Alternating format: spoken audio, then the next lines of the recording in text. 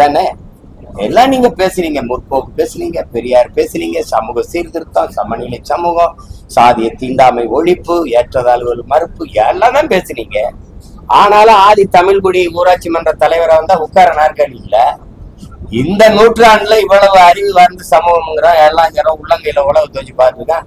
எங்களுக்கு மேல் பகுதியில கோயிலுக்கு போய் கும்பிட இறைக்கு முன்னாடி எங்களுக்கு சமநிலை, தனித்தனி சுடுகாடு. இது என்னைக்கு ஒழிக்கிறது? செத்தவன எங்களை புதைக்க ஒரே இடம்,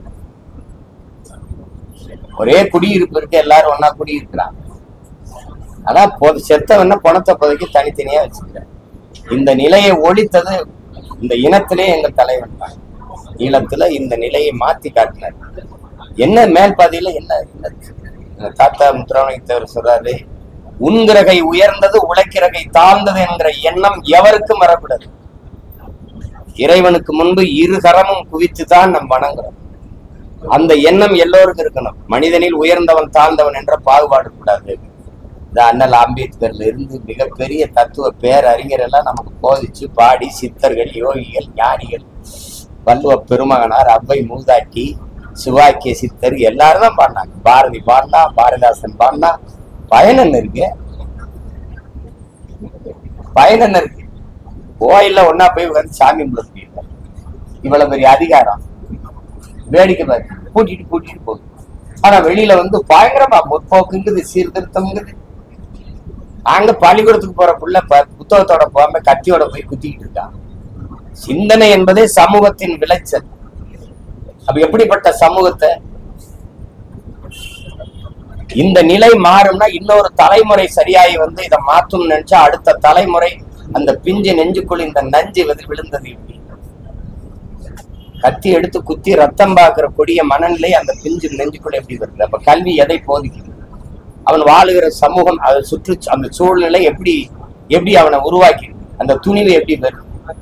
கத்தி எடுத்துட்டு போய் தன்னை வயதொத்த சக மாணவனை வெட்டிடலாங்கிறது எப்படி? எவ்வளவு நடுக்கமும் பயமும் வருவார்.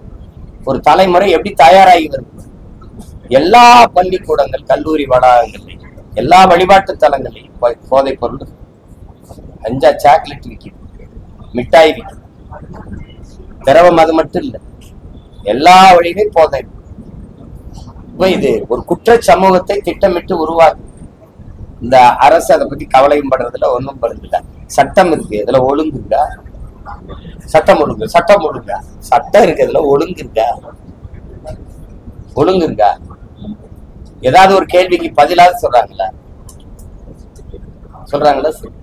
தம்பி ஆம்ஸ்டாங் கொலையில 3 பேரை சுட்டு கொன்னீங்களே, ஏன் கொன்னீங்கன்னு கேட்டா பதில் சொல்லுங்க. ஏன் கொன்னீங்க? 63 பேர் சாராயம் காய்ச்சி செத்து போயிட்டாங்க, கள்ள சாராயம் காய்ச்சி. அவர் திருப்பி 90 நாள்ல பிணையில் வந்து மறுபடியும் சாராயம் காய்ச்சிறாரு. எந்த துணிவுல காய்ச்சிறாரு? ஒண்ணும் செய்யாது. எல்லா பாதுகாப்பையும் அதிகாரம் நீங்க செஞ்சிட முடியுமா? அப்படி யாராவது செஞ்சிட முடியுமா? துணிவு எப்படி வருது? அதிகாரத்தில் இருக்க அவங்க அதிகபட்ச நடவடிக்கை என்ன? அங்க இருக்கிற மாவட்ட ஆட்சியரை பணியிட மாற்றுவாங்க, காவல்துறை அதிகாரியை, மாவட்ட காவல்துறை அதிகாரியை பணியிட மாற்றுவாங்க. அதுதான் எல்லா குற்றங்களும். மயிலாடுதுறையில நல்ல சாராய விற்கிறாங்க, அது கோயிலுக்கு பக்கத்திலே விற்கிறாங்கன்னு படிச்சுக்கிட்டு இருக்க 2 பிள்ளைகள். அதுல ஒரு பிள்ளை என் கட்சி, எங்களுடைய பிள்ளை. 2 பேரையும் வெட்டியே கொண்டுட்டான். என்ன நடவடிக்கை? அதேதான் அந்த மாவட்ட ஆட்சியர் மாற்றம், அந்த காவல்துறை அதிகாரி மாற்றம். அரசுக்கு எந்த பொறுப்பும் இல்ல, அதுக்கு எதுவுமே தெரியாது. அரசுக்கு எதுவுமே தெரியாது. பாவம் அங்க இருக்க காவல்துறை அதிகாரி, அந்த மாவட்ட ஆட்சியர்கள் தான் எல்லா தவறையுமே. ஏன்னா அவங்கதான் ஊழல் போட்டு சாராயம் காய்ச்சி வீங்கன்னு சொல்றது எல்லாம் அவங்கதான். அப்படி ஒரு அமைப்பு இருக்கு. என்ன பண்ண? இதெல்லாம் நான் இல்ல, நீங்க இல்ல, இந்த நாட்டுல பிறந்த ஒவ்வொருத்தரும் வெக்கி தலைகுனியன் இருக்கலாம். இந்த நூற்றாண்டுல ஒரு கோயில் இறைவனுக்கு முன்னாடி ஒரு விரும்பி சாமியை ஒன்னா நின்று கும்பிட முடியல. அவ்வளவு சாதிய தீண்டாமை, அவ்வளவு ஒரு இது இருக்கு. ஒரு என்னை போல எலும்பு நரம்பு ரத்தம் சதை பசி உறக்கம் கனவு கண்ணீர் எல்லாம் கொண்ட சக மனிதனை நான் என்னிலும் தாழ்ந்தவன், நான் அவனிலும் உயர்ந்தவன் என்று தாழ்த்தி வீழ்த்தி சுகம் காண்கிற ஒரு மனநிலை என்பது மன நோயை தவிர வேற என்னவா இருக்க முடியும்? என்னவா இருக்க முடியும்?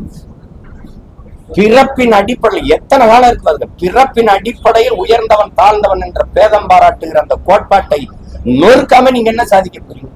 பிறப்பு ஒக்கும் எல்லா உயிருக்கும் பாடி எத்தனை ஆயிரம் ஆண்டுகள் ஆயிடுச்சு. யாரு மேல கீறினாலும் ரத்தம் ஒண்ணுதான் ஆக மொத்தம் நீ நானும் 10 மாதம் தான் தாத்தன் பட்டுக்கொட்ட பாடுறான்.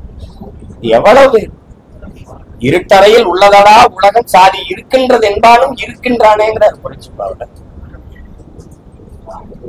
சாதிகள் இல்லையடி பாப்பாங்கிற அவ என்ன தெரிஞ்சுக்கிறா, அடுத்த தலைமுறை பிள்ளைகளுக்காவது அந்த